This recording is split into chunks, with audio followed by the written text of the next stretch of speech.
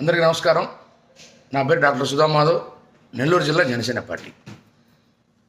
సాక్షి ఛానళ్ళు జర్నలిస్టు విలువలకి తిలోదకాలు ఇస్తూ ఒకే వర్గానికి సంబంధించిన అంటే వైఎస్ఆర్సీపీకి సంబంధించినటువంటివి మాత్రమే పొగుడుకుంటూ మిగతా ఏ పార్టీకి సంబంధించినటువంటివైనా లేదు రాష్ట్రానికి సంబంధించినటువంటివైనా అభివృద్ధి కార్యక్రమాలు కానీ మిగతా సంక్షేమాలు కానీ ఎటువంటివి ప్రచారం చేయదు.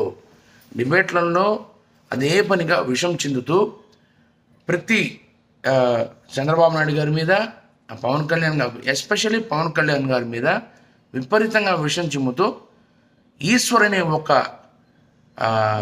హిజ్రాలు కూడా పాపం అన్యాయం అవుతుందేమో వాడిని హిజ్రాలతో పోలిస్తే. సో అటువంటి ఒక చండాలపు జర్నలిస్టు ఈశ్వర్ గాడు, వేస్ట్ నా కొడుకుడు, వాడు పవన్ కళ్యాణ్ గారిని సబ్జెక్ట్ తెలియకుండా ఏదో ట్యాగ్ చేస్తూ మాట్లాడడం కరెక్ట్ కాదు. రెండోది, కాకినాడ రాజమండ్రి రోడ్డు ఎంతోమంది వచ్చిపోతున్నారు, వాళ్ళకి జరిగిన యాక్సిడెంటు వీళ్ళకి జరిగింది అంటే మాకు అనుమానాలు ఉన్నాయి. వాళ్ళు ఏదైతే గేమ్ చేంజర్ ఈవెంట్కి హాజరయ్యి వాళ్ళు వస్తున్నప్పుడు వాళ్ళని ఫాలో అయ్యి మరి వైఎస్ఆర్సీపీనే ఒక వాహనాన్ని పెట్టి వాళ్ళని కావాలని గుద్దిచ్చేసి పారిపోయింది అని అనుకోవచ్చు కదా. మేము కూడా మాకు విలువలు ఉన్నాయి కాబట్టే మేము ఖచ్చితంగా చనిపోయిన వారికి నిర్మాతల తరఫున 5 లక్షలు, పార్టీ తరఫున 5 లక్షలు, పర్ హెడ్ 10 లక్షల రూపాయలు అందజేశారు. ఇది విలువలు కలిగిన పార్టీ. పవన్ కళ్యాణ్ గారిని ఇష్టారీతన మాట్లాడితే నాలిక కోసేస్తారు. ఈశ్వర్ నాలిక ముక్కలుగా కోసేస్తారు. నీకు నోరుంది కదా, నాలిక ఉంది కదా కానీ వాగితే నాలిక కోసేస్తారని ప్రజలు అనుకుంటున్నారు.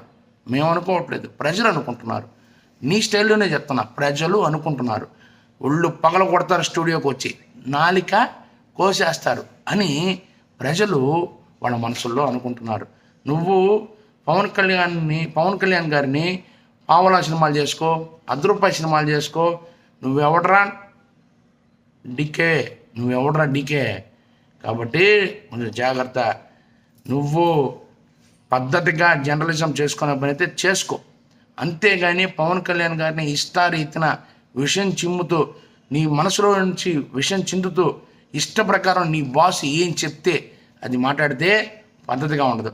ఒక డ్యామేజ్ అయింది, ఆయన్ని విమర్శించాడు మీ బాసు, 11కి పడిపోయాడు, ఛానల్ లేకుండా పోద్ది. జాగ్రత్త. జై జనసేన, జై హింద్.